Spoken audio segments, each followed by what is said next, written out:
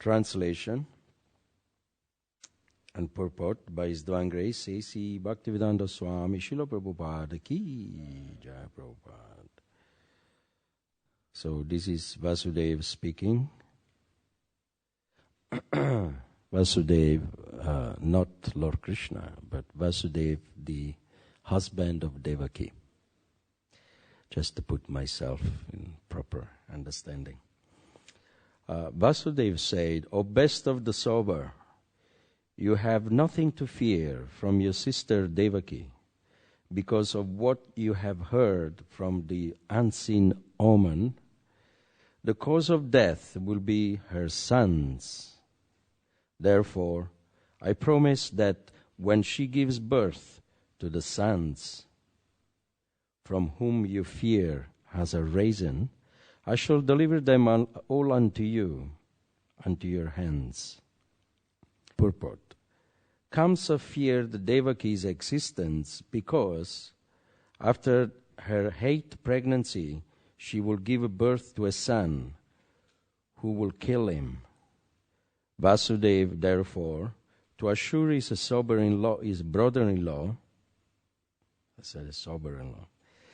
brother-in-law, the utmost safety, promised to bring him all the sons. He will not wait for the 8th son, but from the very beginning will deliver to the hands of Kamsa all the sons to which Devaki will give birth. This was the most liberal propositions offered by Vasudeva to Kamsa. And the purport.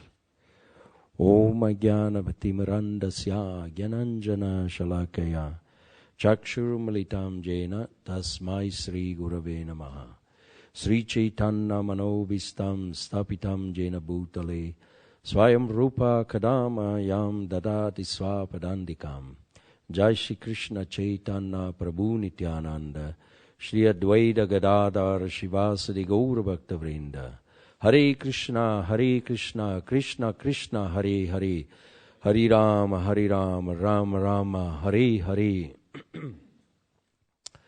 Mukam karoti vachalam, pangalam gayate girim, yat kripatamaham vande Shri Guru Dinatarinam.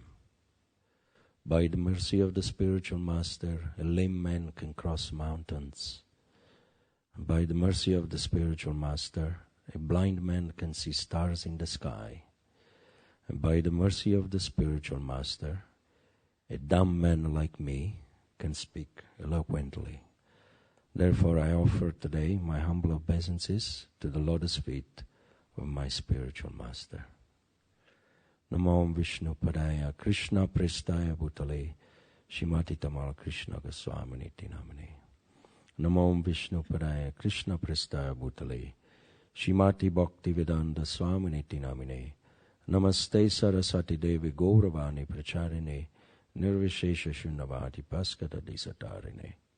And I offer my humble obeisances to all the Vaishnavas present in this room, outside of this room, in the material world, and also all the Vaishnavas into the spiritual world. Vancha kalpatruyascha kripa sindhu vyaivacha Pritanam Pavanibhyo Vaishnavibhyo Namo Namah. Sri Vasudeva Uvacha Nahi Asyaste Bhayam Saumya Yadvai Sahasariravak Putran Samarpayisyesya Yataste Bhayam Huttita. Vasudeva said, O best of the sober, you have nothing to fear from your sister Devaki because of what you have heard from the unseen omen. The cause of death will be her sons. Therefore I promise that when she gives birth to the sons from whom you fear as a reason, I shall deliver them all unto your hands. So here, you have to forgive me because I didn't prepare much on this verse, but knowing the story here, Vasudeva is it's been very flattering is actually been not sarcastic, but lying in one sense, because he's glorifying his brother-in-law, Kamsa, where actually it's very unglorious act that he's just about to do, to kill his sister. But he's glorifying him by calling him sober. Oh, best of the sober. And not just a sober person, but actually also you are the best.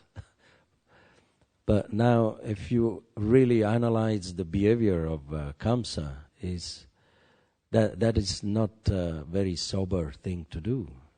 He actually was not sober at all. He was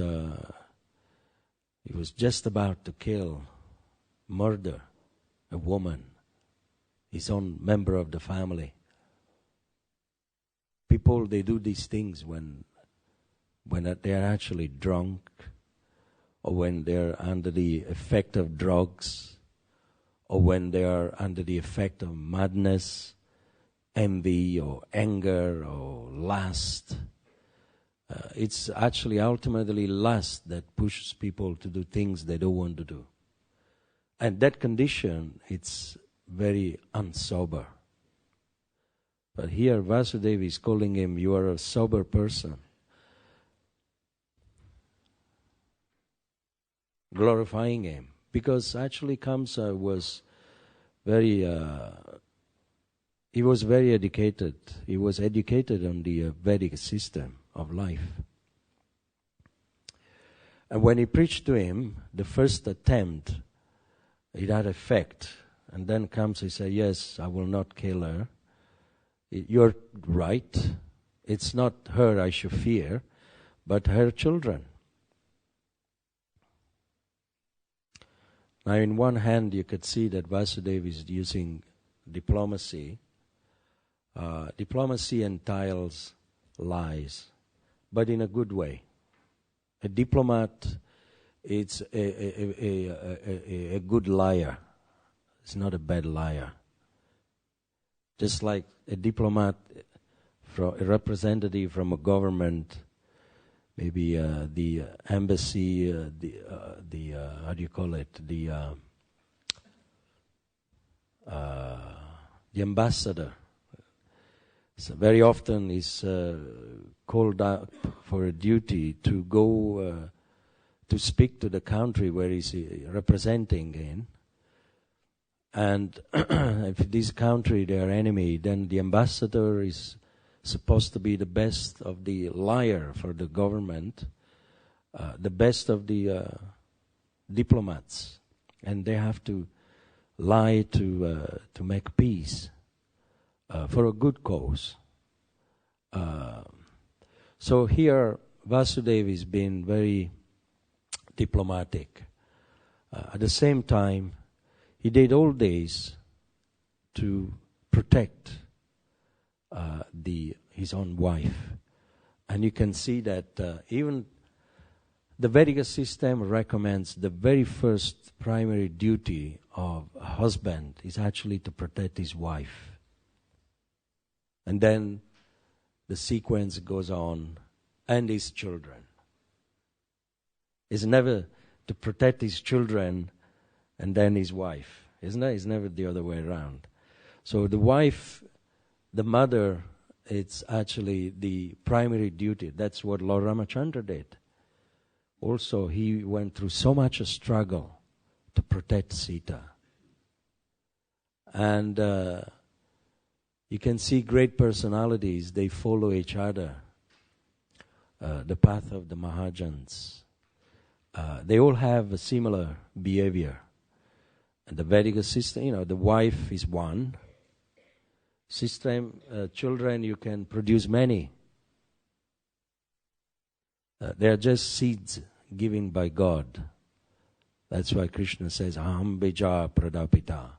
But the mother, it's one. Children, they cannot produce a mother. A mother can produce children.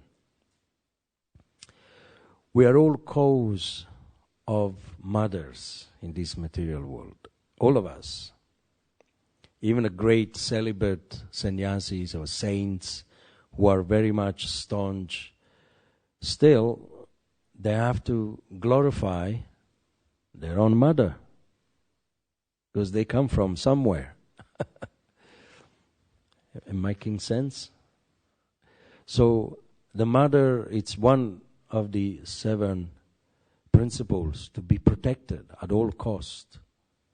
The wife of the king, the cow, Mother Bhumi, the nurse, the original mother, the wife of a Brahman, and who else? Am I missing someone out? The wife of the king, I said. 7 mothers, the cow, and one of them is the original mother. So Vasudeva is actually fulfilling his duty even at the cost of losing all his children. He doesn't just trade, and say, I'll give you 1 child for the life of my wife. You could see that he traded all his children, all the 8 of them, for the life of his wife.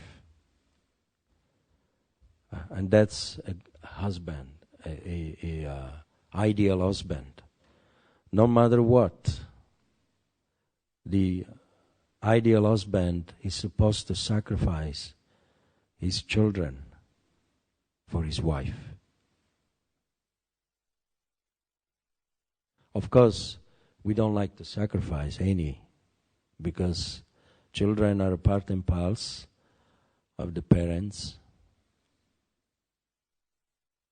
But here Vasudeva is been very truthful. And when he made his promise, at all cost, he wanted to protect his wife at all cost. Cost of lying to him, calling him sober, and the cost of losing all his children.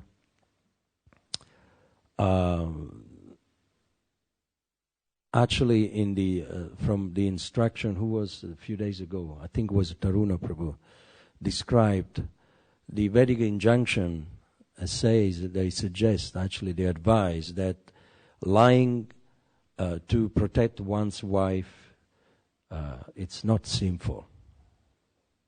Such a lie is not sinful. It's not considered to be sinful. And that was from Sukracharya to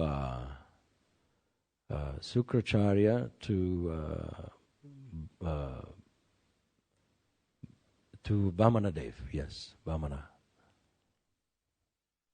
Because Sukracharya was trying to protect the reputation of Bali Maharaj.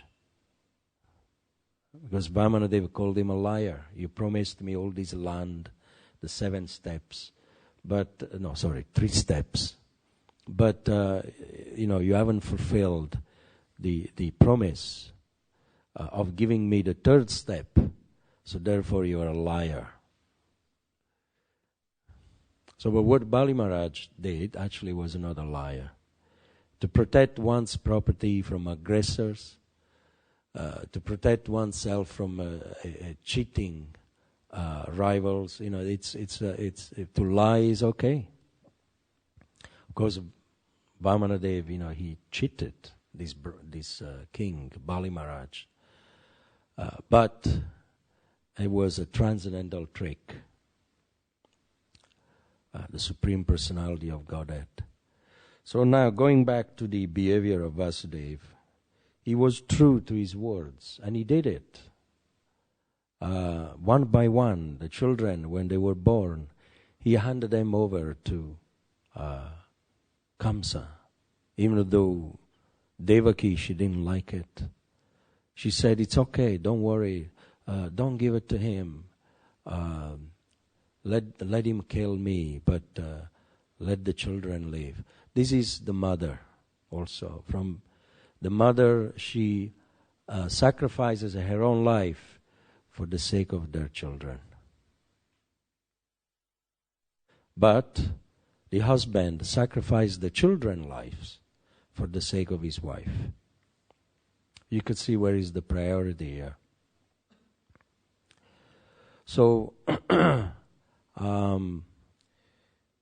very interesting that one by one he was determined, was very truthful to his words, and he was handing over the children one by one to Vasudeva.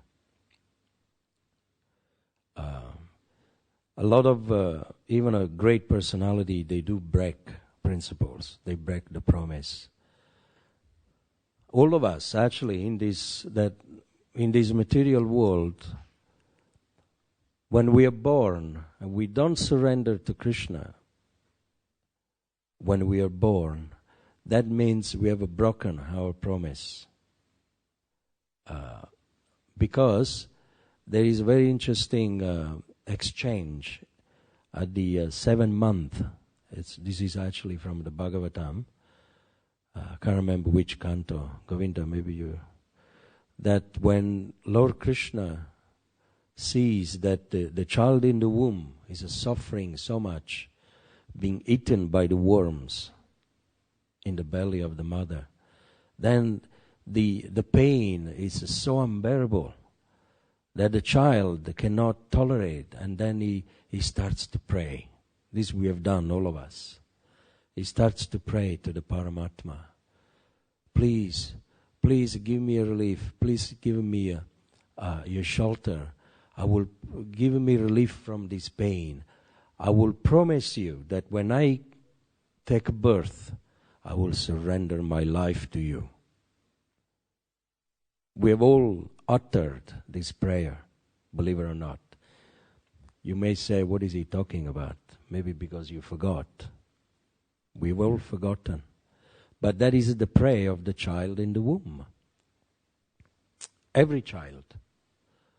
But then what happened? When we are born, we forget our promise. Oh, even if we read about it, of course, the devotees, they're truthful. Because when we become a devotee, we understand, yes, I made this promise, and now I'm trying to surrender to Krishna. And so therefore you have proved to be truthful to the promise that you gave to the Paramatma in the womb of your mother. But you could see that many disciples, sometimes they take initiation from the Guru. I promise you, I follow the 4 regularity principles: no meat, no fish, no eggs, no gambling, no intoxication, no illicit sex. But then the disciple sometimes fall down, break the principles. It's been untruthful to the Guru. Even a great saintly personality, they lie, they break their promise. Sugriva, for example, great devotee, Vanara, great devotee of Lord Ram.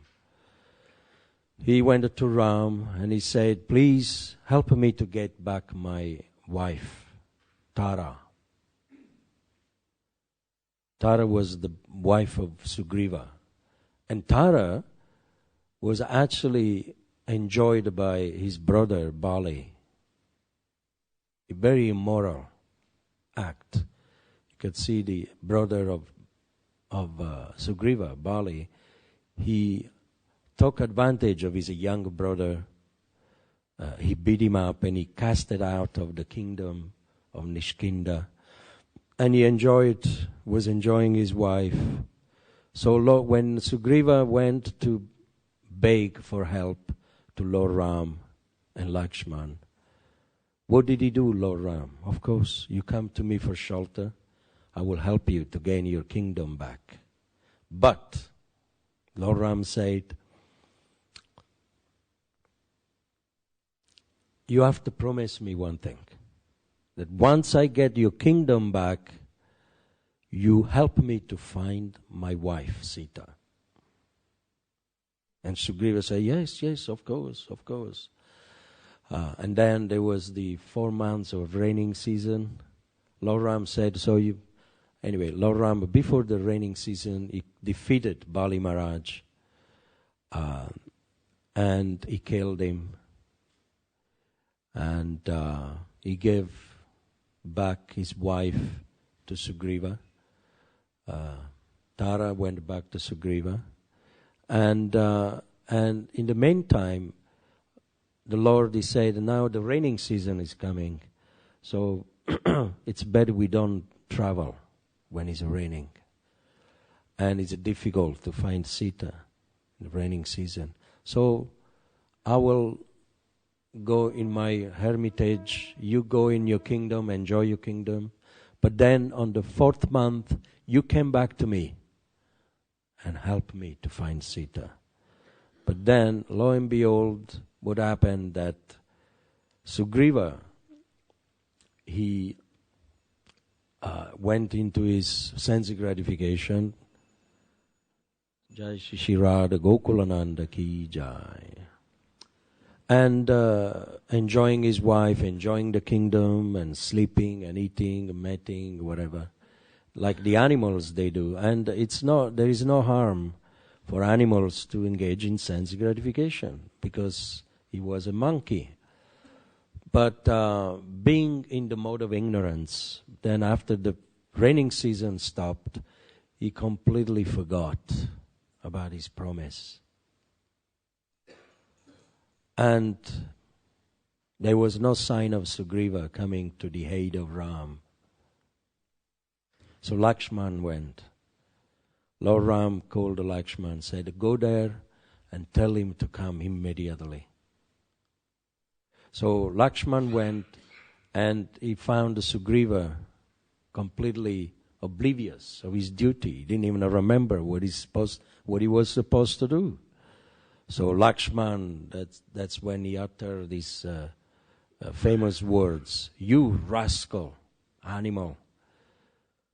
There is atonement for any sinful activity in this world, but there is no atonement for one thing, to be ungrateful. And Lakshman was just about to kill Sugriva for breaking his promise to Ram. And Sugriva said, please forgive me, I'm an animal. And I tend to forget. Animals, they don't, when they engaged in sensual pleasures, they forget about their duty, and there is no rational in me. But I will come immediately and I will help you. But you could see that Sugriva was a great devotee of Lord Ram, but he also broke his promise. We sometimes are faced with the situations that we have to lie, we have to break our promise, either for money, either for our own reputation. Like, when you take a job as a civic officer with a government or high court judge or MP, they have to swear to be that allegiance or loyalty should be with the Queen, and there is a oath of promise. You have to promise things. And many times you could see on the newspaper these politicians, they sometimes have a fall down, or they break their promise, or some abuse, child abuse or something. And they try to cover up with the lies.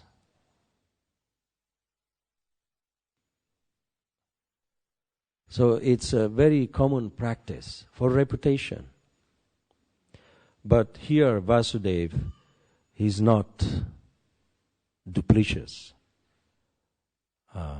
He didn't just utter those words, I promise you my children, but then when he came to it, his own children being born. Can you imagine a father and mother, the very first child, being born and killed immediately?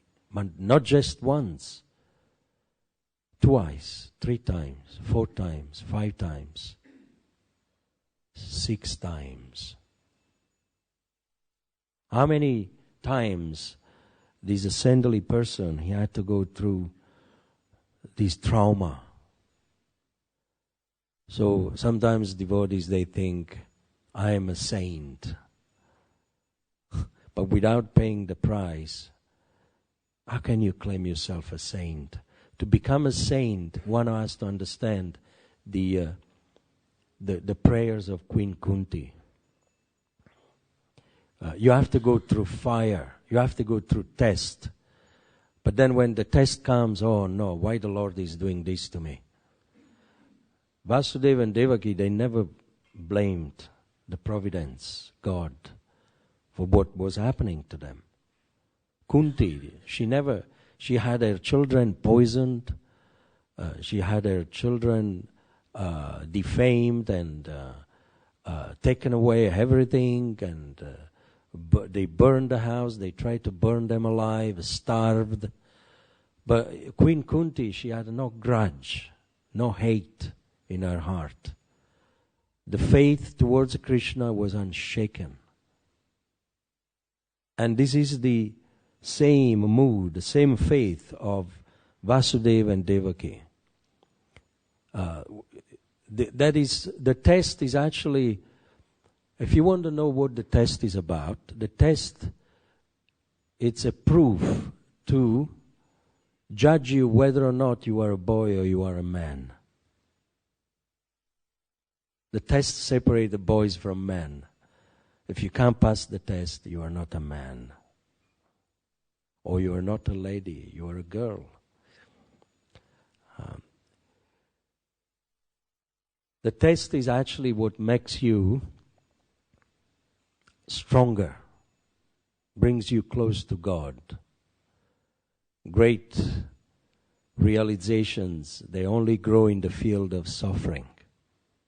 They never grow in the field of laziness, enjoyment, or comfortable life. If you want a comfort in your life, then don't expect to have a great epiphany in terms of spiritual realizations. They will never come. What makes you a man, what makes you strong is the pain. Just like, if you, like my son, he joined this 3-4 years ago, this Muay Thai. I don't even know how they pronounce it. It's Muay Thai. It's a kind of a martial art thing, And without pain, without working out, you cannot become strong. So he was working in the gym, 4 hours a day, 4 hours a day, 4 hours a day. It's a sport. Not because he wanted to win, but he wanted to be fit. But when it comes to the test in the ring, he won. Because all due to his pain, sacrifice. Footballers, if they want to be fit and strong and successful, they have to train. So a spiritualist, if he wants to be a good staunch devotee, a preacher, good sadhana, you have to actually go through test, go through a good sadhana, good chanting, and on top of it, Krishna will give you test one after another. But the thing with Krishna, he never gives you a test that you cannot pass. He always gives you a test that it's comfortable for you to just about make it, to pass it. He did it with great personalities. And if you see all these great personalities from the Bhagavatam, from the Mahabharata, the Ramayana, they all went through test. Without test, you cannot become strong. There is a say, if you don't become fire, you have to become fire in order to enter into the fire. When you say, this devotee is fired up on Sankirtan, you have to fire yourself, you have to be strong, fire, you have to become fire in order to enter into the fire. What is it? One has to become Brahman in order to enter into the Brahmajyoti. This is all from the Bhagavatam. Prabhupada, he mentions one has to become spiritual in order to enter into the spiritual world. So, similarly, one has to become tolerant, devotional, in order to become a devotee. And Vasudeva and Devaki, they had heaps and heaps and heaps of pious activity and devotional service from previous lives. It's not an easy thing to sacrifice your own children, to be imprisoned for doing what? Just for being a parent, because they were faultless. They didn't do anything wrong. There was just a voice in the sky, an omen, like is described here, a voice without a body. Obviously, it struck fear into Kamsa's heart. And he became afraid of these innocent people, Devaki, who was harmless. But then he understood, because he was not sober, and Vasudeva called him sober, which was a flattering lie, because he couldn't understand that actually the fear was not to be derived from her, but from her children. But he was so paranoid that even on the first child, when Devaki and Vasudeva, they gave the first child to Kamsa immediately said, I must say, you are a true devotee. You are very truthful. You are true to your words. You cannot lie. And you are a great personality. You know what? I will not kill this child, because he's the 8th child that I am afraid of, not the first one. But then the troublemaker, who was it? Narada Muni. He came. Because, this was a plan of the providence. These children, they were doomed, destined to die. They had to become purified. They represent the 7 sins. 6 sins. Lust, anger, greed, madness, ignorance. And they had to be destroyed in order for Krishna to appear in the womb of Devaki. So Narada Muni came and influenced Kamsa and said, when you count from 1 to 8, how do you know which one is the number 8? Is the first number or the last number? If you count all the way around, then the first one is the number 8. So therefore, you should kill. And Kamsa, yes, being stupid and foolish. Yes, you're right. Let me kill this child. So he went back to the prison and he killed the first child. This is the demoniac mentality. If you're in doubt, whack it out. That's what they say. The doctors, of course we do with a disease. You have a little cancer in the body and they're doubtful, whack it out. Well, cut it out. We don't want to take any risk. So that was the mentality of Kamsa. No cleanliness, no truthfulness through his word. He also made a promise. He said, no, I'm not going to kill them. He promised Vasudeva, I'm not going to kill them. Only the 8th child I will kill. But then he broke his promise after 5 minutes, being influenced by Narada. What is it? Pravritim cha, navritim cha, jnanana vidura asura. Na saucham na pichacharo. Na satyam, teshu vidyate. Pravritim cha, navritim cha, jnanana vidura asura. Demoniac people, they do not know what to be done and what not to be done. And nasatyam, nasaucham, napichacharo. They are not clean because the heart is not clean, the mind is not clean. Napichacharo. Nasatyam teshu vidyate. And because they are not truthful. Nasatyam teshu vidyate. Therefore they cannot have a darshan of the absolute truth. vidyate. So this is the demoniac personalities, and that was Kamsa. So these are just a few thoughts that they came to me spontaneously, and we will ask if there is any questions on this. Yes, Tarun.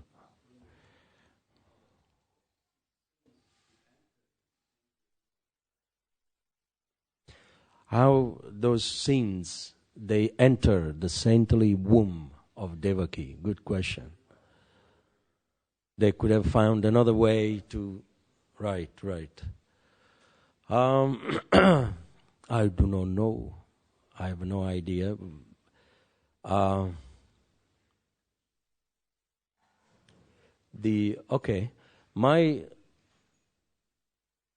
don't want to speculate, but my understanding is that this is how do you call it?